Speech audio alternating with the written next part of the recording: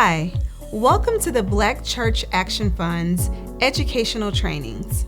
My name is Crystal Knight, and I will be your lead trainer for today's presentation. Today we will discuss voter education and why it's important for the election season. Let's get right to it. Today, you will learn how to grow your leadership and power, understand how to approach your elected officials, and finally, how to build a winning coalition. Building governing power. The first phase of power is fight. Organizing people and resources for direct political involvement is visible decision-making. The first phase of power recapitulates the definition of power that most organizers learn early in their careers. Power is organized people and organized money. For example, mass incarceration. The second phase of power is the build phase. Power building means networks of organizations connected functionally to move a political agenda or program. In much of traditional community organizing, however, there was a dictum of no permanent friends, only permanent interest.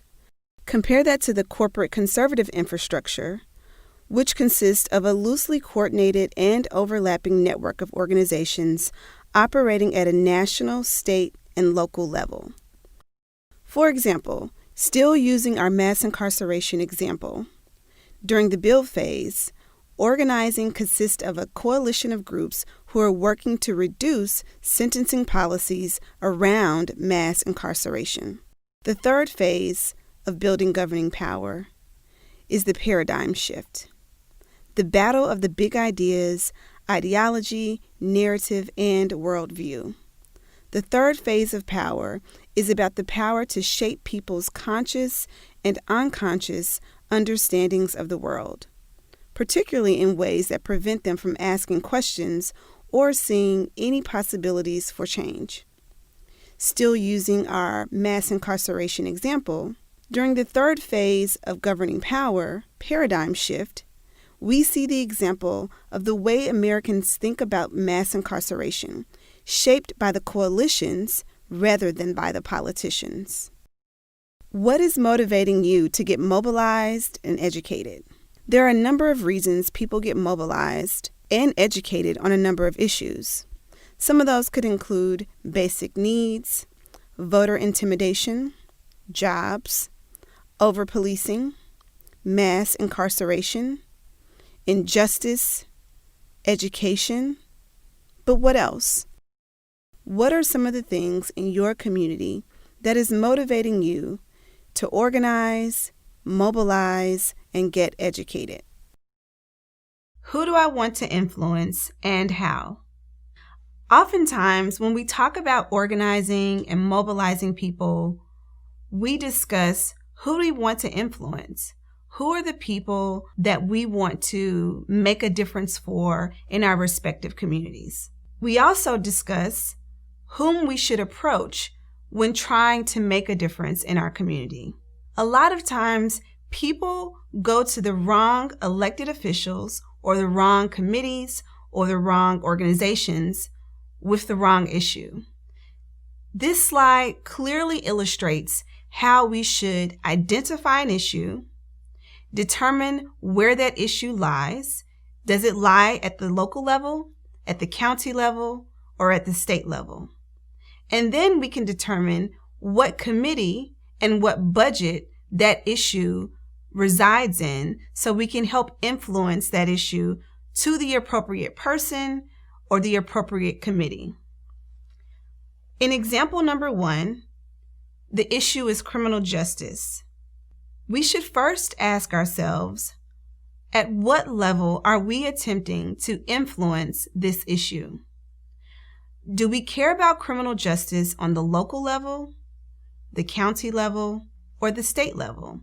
That will determine whom we should talk to, whom we should speak with about this particular issue. In our example, we see that the level of government for this issue sits at the state and the local level. The budget where criminal justice resides is in the judiciary, the Civil Justice Subcommittee at the state level. So you might ask, well, now that I know that this is a state issue or a local issue, whom should I approach? Great question. You can approach the police commissioner, a member of the state assembly, the state house, state senate, or a city council member. All of these individuals, elected individuals, if they are elected in your state, have influence over the judiciary budget at the state or the local level.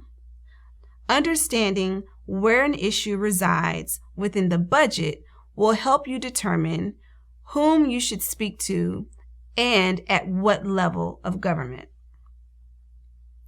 In example number 2, immigration is the issue. Where does immigration lie? At the state or the local level? It can be both in this example. So you might approach a city council member, a county commissioner, or even the mayor. And then what budget does immigration reside in? It resides within the health budget or the city budget. And it could be a different budget depending on your local jurisdiction. Moving through our other examples, we see housing, education, and even traffic lights. For this illustration, we like to highlight traffic lights. Where does that issue reside? If you care about traffic lights in your respective neighborhood, that is a local issue.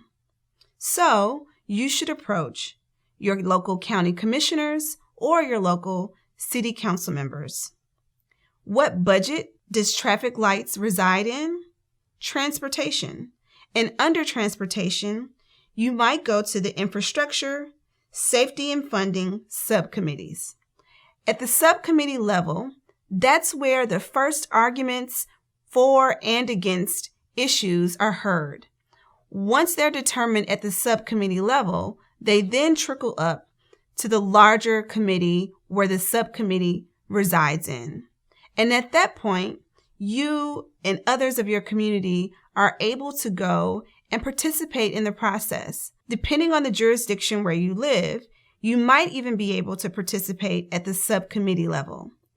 But what's key to remember is, where does your issue lie? Where does your issue reside? And at what level of government are you attempting to influence that issue?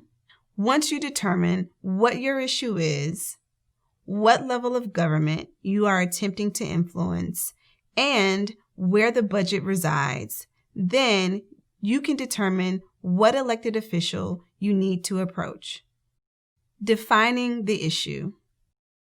Today we've chosen minimum wage as our example issue. The first question we ask ourselves is, minimum wage a city, county, or state issue? In this example, minimum wage is a statewide issue for the state of Tennessee. In Tennessee, local governments are banned from setting a higher minimum wage than the state level.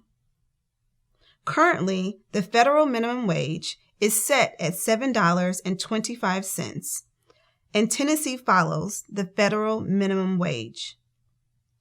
Each year, this comes before the state legislature, and they vote to maintain the federal minimum wage. Where does your issue fit? Continuing with our example of minimum wage in the state of Tennessee, we've defined that it's a state issue. Now we want to determine, where does our issue fit?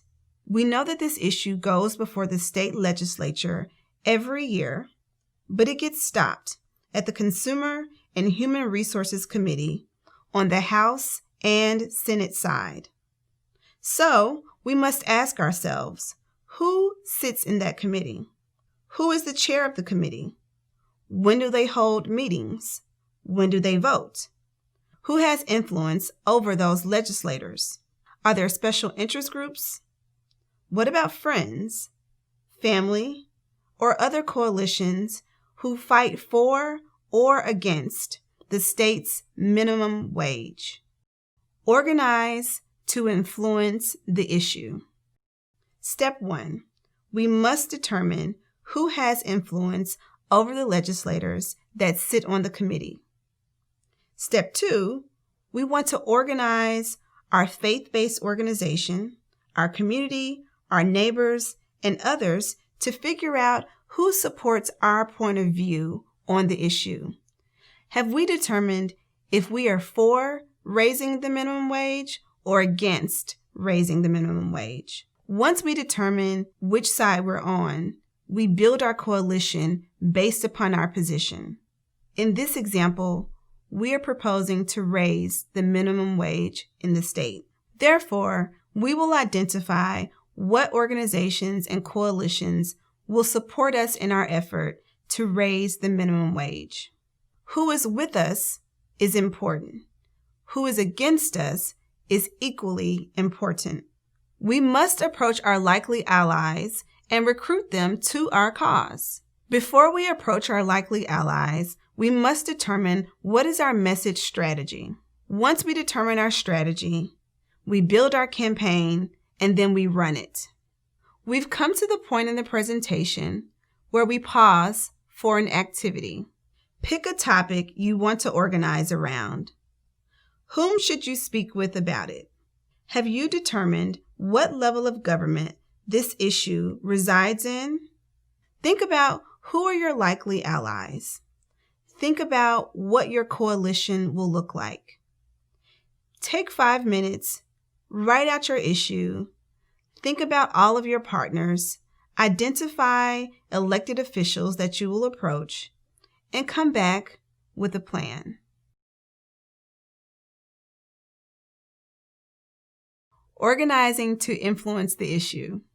We've identified our issue. We've identified the budget. We've identified the level of government. We've identified our elected officials. Now we have to work on building our coalition. Building the best coalition can be challenging, but here are some helpful tips. The most popular person isn't always the hardest worker. Extroverted people are great, but can they say no when needed? Self-serving people are a big no. We want servant leaders. People embroiled in scandal are also a big no.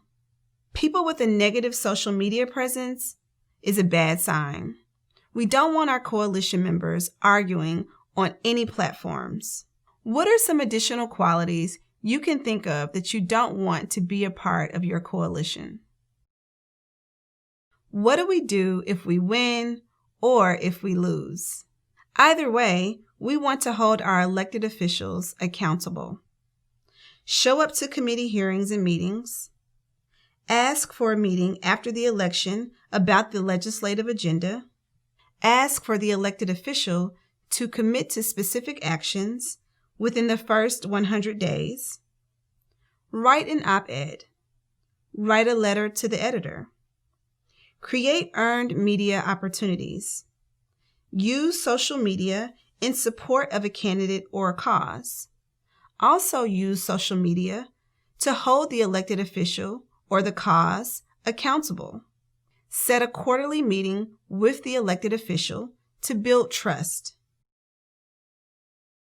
Ultimately, your coalition wants to stay active around the issue that you are attempting to influence. A key way to stay active is to stay engaged. Now that you've gone through this training, please take a moment to review the questions and test your learning. Thank you for watching this presentation on voter education with the Black Church Action Fund. We hope that you will stay engaged, informed, and active during this political season.